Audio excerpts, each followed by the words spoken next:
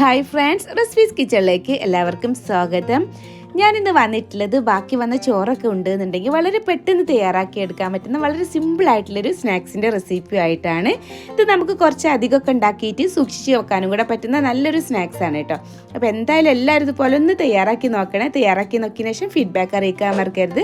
അതുപോലെ വീഡിയോ കണ്ടുകൊണ്ടിരിക്കുമ്പോൾ നിങ്ങൾക്ക് ഇഷ്ടമാണെന്നുണ്ടെങ്കിൽ ആ ലൈക്ക് ബട്ടൺ ഒന്ന് ക്ലിക്ക് ചെയ്യാൻ മറക്കരുത്. ചാനൽ സബ്സ്ക്രൈബ് ചെയ്തിട്ടില്ല എന്നുണ്ടെങ്കിൽ ഒന്ന് സബ്സ്ക്രൈബ് ചെയ്ത് സപ്പോർട്ട് ചെയ്യാൻ മറക്കരുത്. അതുപോലെ ഫേസ്ബുക്കിലാണ് കാണുന്നതെന്നുണ്ടെങ്കിൽ ഫേസ്ബുക്ക് പേജ് ഒന്ന് ഫോളോ ചെയ്യാൻ കൂടെ മറക്കരുത്. അപ്പോൾ എങ്ങനെയാണ് തയ്യാറാക്കി എടുക്കുന്നത് എന്നുള്ളത് നോക്കാം.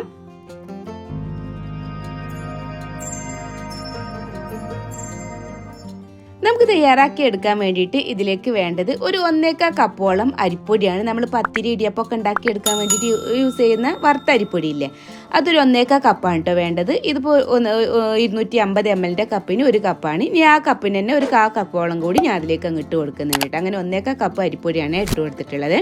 പിന്നെ അതിലേക്ക് ഒരു 3/4 കപ്പോളം ചോറും കൂടെ വേണം കേട്ടോ. അതിപ്പോൾ വൈറ്റ് കളറിലുള്ളയാലും ഏത് കളറാണെന്നെങ്കിലും കുഴപ്പമില്ല. പിന്നെ ആ ഒരു കപ്പിന് തന്നെ ഏകദേശം ഒരു 1/2 കപ്പിൻ്റെ അടുത്ത് കണ്ടിട്ട് തേങ്ങ ഒന്ന് ചെരുവി എടുത്തിട്ടുള്ളതും കൂടി ഇട്ട് കൊടുക്കുന്നുണ്ട്. പിന്നെ ഒരു 8-10 ചെറിയ ഉള്ളി ഇട്ടോ. ഇതിപ്പോൾ ഞാൻ ചെറുതായതുകൊണ്ടാണ് 10 എടുത്തിട്ടുള്ളത്. എല്ലാന്നുണ്ടെങ്കിൽ ഒരു 5 മതിയാവും. അതുപോലെ തന്നെ ഒരു 3 വെളുത്തുള്ളിയുടെ അല്ലി ഇട്ട് കൊടുക്കുന്നുണ്ട്. പിന്നെ അതിലേക്ക് ഞാൻ ഒരു ടീസ്പൂണോളം ചെറിയ ജീരകം കേട്ടോ, നല്ല ജീരകമാണ് ഇട്ട് കൊടുക്കുന്നത്. അതിൻ്റെ കൂടെ തന്നെ നമുക്ക് അതിലേക്ക് ആവശ്യമായിട്ടുള്ളൊരു ഉപ്പും കൂടി ഇട്ട് കൊടുക്കാം. എന്നിട്ട് കൈ വെച്ചിട്ട് നന്നായിട്ട് അങ്ങ് മിക്സ് ചെയ്തെടുക്കുക കേട്ടോ. അതെല്ലാം കൂടെ നല്ലതുപോലെ ഒന്ന് മിക്സ് ചെയ്തെടുക്കണേ. ഇപ്പോൾ അതെല്ലാം കൂടെ ഇതുപോലെ ഒന്ന് മിക്സ് ചെയ്തെടുത്തിട്ടുണ്ട് കേട്ടോ. ഈ ഒരു രീതിയിൽ ഒന്ന് മിക്സ് ചെയ്തെടുക്കട്ടെ. ആ ഒരു നനവൊക്കെ അതിലിങ്ങനെ വരുന്ന രീതിയിൽ ആവണം നമ്മൾ ഈ മിക്സ് ചെയ്തെടുക്കുമ്പോൾ. ആ തേങ്ങയുടെയും ആ ഒരു ചോറിൻ്റെയൊക്കെ ആ ഒരു നനവ്. ഇനി നമ്മൾ അടുത്തതായിട്ട് ചെയ്തെടുക്കുന്നത് മിക്സിയുടെ ജാർ എടുക്കുക. അതിലേക്ക് നമ്മൾ ആ മിക്സ് ചെയ്ത് വെച്ചിട്ടുള്ള പൊടിയൊക്കെ ഉണ്ടല്ലോ, അതെല്ലാം കൂടി അതിലേക്ക് അങ്ങ് ഇട്ട് കൊടുക്കുക കേട്ടോ. മൊത്തമായിട്ട് അതിലേക്ക് ഇട്ട് കൊടുക്കാം. ഇനിയിപ്പോൾ ചെറിയ ജാറൊക്കെ എഴുതുന്നുണ്ടെങ്കിൽ പകുതി ആക്കിയിട്ട് ഇട്ട് കൊടുത്താലും മതി കേട്ടോ. ഇതിപ്പോൾ ഞാൻ മൊത്തമായിട്ട് ഇതിലേക്ക് അങ്ങ് ഇട്ട് കൊടുക്കുന്നുണ്ട്. ഇനി ഇതിലേക്ക് നമ്മൾ വെള്ളമൊന്നും ആഡ് ചെയ്യുന്നില്ല കേട്ടോ. ഇതുപോലെ തന്നെ ഒന്നങ്ങ് പൊടിച്ചെടുക്കുകയാണ് ചെയ്യുന്നത്. അപ്പോൾ അതാ ഈ ഒരു രീതിയിൽ ഞാൻ ഇതൊന്ന് പൊടിച്ചെടുത്തിട്ടുണ്ട് കേട്ടോ. അല്ലേ, ഈ ഒരു രീതിയിലാണ് ഇതൊന്ന് പൊടിച്ചെടുത്തിട്ടുള്ളത്.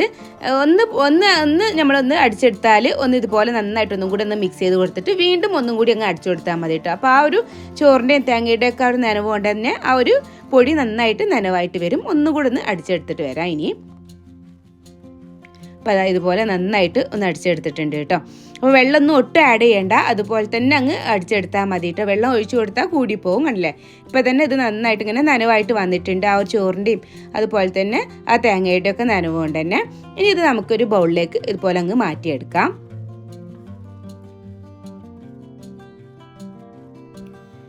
അപ്പോൾ നമ്മളിങ്ങനെ മിക്സിയിൽ അടിച്ചെടുക്കുന്ന ടൈമിൽ ഒന്ന് പൾസ് ചെയ്ത് അങ്ങനെ അടിച്ചെടുത്താൽ മതി കേട്ടോ. അല്ലാന്നുണ്ടെങ്കിൽ ചിലപ്പം പൊടി ആയതുകൊണ്ട് തന്നെ ഇങ്ങനെ അടിയിൽ കട്ട കുത്തിയൊക്കെ നിൽക്കാൻ ചാൻസ് ഉണ്ട്. അപ്പോൾ ഇടയിൽ ഇങ്ങനെ ഒന്ന് ഇളക്കി കൊടുത്തിട്ട് അങ്ങനെ നമ്മൾ അടിച്ചെടുത്താൽ മതി കേട്ടോ. വെള്ളമൊന്നും ഒട്ടും ആഡ് ചെയ്ത് കൊടുക്കാൻ പാടില്ല. ഇനി നന്നായിട്ട് ഇതൊന്ന് സോഫ്റ്റായിട്ട് കുഴച്ചെടുക്കണം അല്ലേ. ഇനി ഇതിലേക്ക് നമ്മൾ ഈ ഒരു ടൈമിൽ കുറച്ച് എള്ളും കൂടെ ആഡ് ചെയ്ത് കൊടുക്കുന്നുണ്ട്. അപ്പോൾ ഏകദേശം ഒരു ടീസ്പൂണോളം എള്ള് ഞാൻ അപ്പോൾ ഇതിലേക്ക് ആഡ് ചെയ്ത് കൊടുത്തിട്ടുണ്ട്. അത് കാണാനും ഭംഗിയുണ്ടാവും, കഴിക്കുമ്പോൾ നല്ല ടേസ്റ്റ് ഉണ്ടാവും, അതിന് വേണ്ടിയിട്ടാണ്. എന്നിട്ട് ഒന്നും കൂടെ നന്നായിട്ട് അതെല്ലാം കൂടെ ഒന്നങ്ങ് കുഴച്ചെടുത്താൽ മതി. നല്ല സോഫ്റ്റ് ആയിട്ടുള്ള ഡോ ആയിട്ട് ഇതൊന്ന് കുഴച്ചെടുക്കണേ.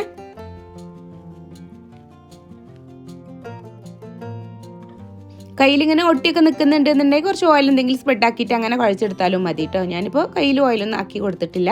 ആ ഒരു നമ്മൾ ഇട്ട് കൊടുത്ത ചോറിൻ്റെ ഒക്കെ ആ ഒരു അളവ് കൊണ്ട് തന്നെ ആ പൊടിയൊക്കെ നന്നായിട്ട് നനഞ്ഞ് വന്നിട്ടുണ്ട്. നല്ല പോലെ ഒന്ന് സോഫ്റ്റായിട്ട് കുഴച്ചെടുക്കണേ.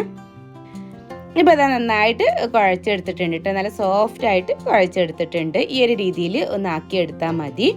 ഇനി നമുക്ക് കുറച്ച് അധികമൊക്കെ വേണം, സൂക്ഷിച്ച് വെക്കാനൊക്കെ വേണമെന്നുണ്ടെങ്കിൽ കുറച്ച് ഇത് എമൗണ്ട് കൂട്ടിയിട്ട് ഉണ്ടാക്കിയെടുത്താൽ മതി കേട്ടോ. ഇനി അതിൽ നിന്ന് ചെറിയൊരു പോർഷൻ ആക്കി എടുക്കുക. ഇതുപോലെ ചെറിയ ഒരു ബോൾസാക്കി മാറ്റിയെടുത്താൽ മതി കേട്ടോ. നല്ല പോലെ ഇതുപോലെ ഒന്ന് റൗണ്ട് ചെയ്തെടുക്കാം. അതിനുശേഷം നമ്മൾ ഇതിൽ കുറച്ച് ഓയിൽ എന്തെങ്കിലും ഒന്ന് സ്പ്രെഡാക്കി കൊടുക്കുക കേട്ടോ. എന്നിട്ട് അടുത്തതായിട്ട് നമ്മൾ ചെയ്തെടുക്കുന്നത് എന്താ വെച്ചാൽ, നമ്മൾ പത്തിരിയൊക്കെ പരത്തിയെടുക്കുന്ന പ്രസ്സില്ലേ, ആ ഒരു പ്രസ്സാട്ടോ ഞാനിവിടെ എടുത്തിട്ടുള്ളത്. അതിൻ്റെ സെൻറ്ററിൽ ഞാനൊരു പ്ലാസ്റ്റിക്കിൻ്റെ ഒരു കവറും കൂടെ വെച്ച് കൊടുത്തിട്ടുണ്ട്. 2 സൈഡിലും ഓയിൽ സ്പ്രെഡ് ആക്കിയിട്ടുണ്ട് കേട്ടോ ആ കവറിൽ. എന്നിട്ട് പതുക്കെ ഇതുപോലെ ഒന്നങ്ങ് വെച്ച് കൊടുക്കാം. എന്നിട്ട് ഇതുപോലെ ഒന്നങ്ങ് പ്രസ് ചെയ്ത് കൊടുക്കുക കേട്ടോ. പതുക്കെ ഒന്ന് പ്രസ് ചെയ്ത് കൊടുത്താൽ മതി, വല്ലാണ്ടങ്ങ് പ്രസ് ചെയ്തെടുക്കേണ്ട ആവശ്യമില്ല. നമുക്കൊരു മീഡിയം സൈസ് ആക്കിയിട്ടാട്ടോ ആക്കിയെടുക്കുന്ന ആ ഒരു രീതിയിലാണ് അല്ലേ. ഇതുപോലെ ഒന്ന് പരത്തിയെടുത്താൽ മതി. അതിന് ശേഷം അതിൽ നിന്ന് പതുക്കെ അങ്ങ് എടുത്തിട്ട് ഇതുപോലെ എടുക്കുക. എന്നിട്ട് നമ്മുടെ ഒരു വിരൽ അതിൻ്റെ ഉള്ളിലോട്ട് വെച്ച് കൊടുത്തിട്ട് രണ്ട് സൈഡിൽ നിന്നും ഇതുപോലെ ഒന്നങ്ങ് ഒട്ടിച്ചെടുത്താൽ മതി കേട്ടോ. അല്ലേ, ഈ ഒരു രീതിയിൽ ഒന്ന് ഒട്ടിച്ചെടുക്കുക. അപ്പോൾ നമ്മൾ കോയിലൊക്കെ വെച്ചിട്ടാണ് ചെയ്തെടുക്കണമെന്ന് വെച്ചാൽ ഒരു കോയിലിൽ വെച്ചിട്ട് ഇതുപോലെ ആക്കി എടുത്താൽ മതി. അല്ലാന്നുണ്ടെങ്കിൽ ഇതുപോലെ കൈ വെച്ചിട്ട് ഒന്ന് ഇങ്ങനെ ഒട്ടിച്ചെടുത്താലും മതി കേട്ടോ. എന്നാലും നല്ല റൗണ്ട് ആയിട്ട് തന്നെ കിട്ടും. കണ്ടില്ലേ, ഇതുപോലൊരു കോയിലപ്പം അതാണ് ആ ഒരു ഷേപ്പ് തന്നെ നമുക്ക് കിട്ടിയിട്ടുണ്ട്. ഇനി അടുത്തതായിട്ട് നമ്മുടെ അടുത്ത് ഇനി പ്രസ് ഇല്ലാന്നുണ്ടെങ്കിൽ ഇതുപോലൊരു പ്ലാസ്റ്റിക്കിൻ്റെ കവർ എടുക്കുക കേട്ടോ. രണ്ട് സൈഡിലും ഓയിലൊക്കെ നാക്കി കൊടുത്തതിന് ശേഷം ഇതുപോലൊരു സ്റ്റീലിൻ്റെ പ്ലേറ്റോ അങ്ങനെ എന്തെങ്കിലും എടുത്തിട്ട് കൈ വെച്ചിട്ട് നന്നായിട്ട് ഇതുപോലെ ഒന്നങ്ങ് പ്രസ് ചെയ്ത് കൊടുക്കുക കേട്ടോ. നന്നായിട്ട് ഇതുപോലെ ഒന്നങ്ങ് പ്രസ് ചെയ്ത് കൊടുത്താൽ മതി. ഉണ്ടല്ലേ, അപ്പോൾ ഈ ഒരു രീതിയിൽ ഇതൊന്നിങ്ങനെ പരന്ന് കിട്ടും. അതിനുശേഷം നമ്മൾ എന്ത് ചെയ്യുക, എടുത്തിട്ട് നേരത്തെ ചെയ്തതുപോലെ തന്നെ കണ്ടോ ഈ ഒരു രീതിയിലാക്കി എടുത്താൽ ഒരു വിരൽ അതിൻ്റെ ഉള്ളിൽ ഇതുപോലെ വെച്ച് കൊടുത്തിട്ട് രണ്ട് സൈഡും പിടിച്ചിട്ട് ഇതുപോലെ ഒന്ന് ജസ്റ്റ് ഒന്നങ്ങ് ഒട്ടിച്ച് കൊടുത്താൽ മതി കേട്ടോ.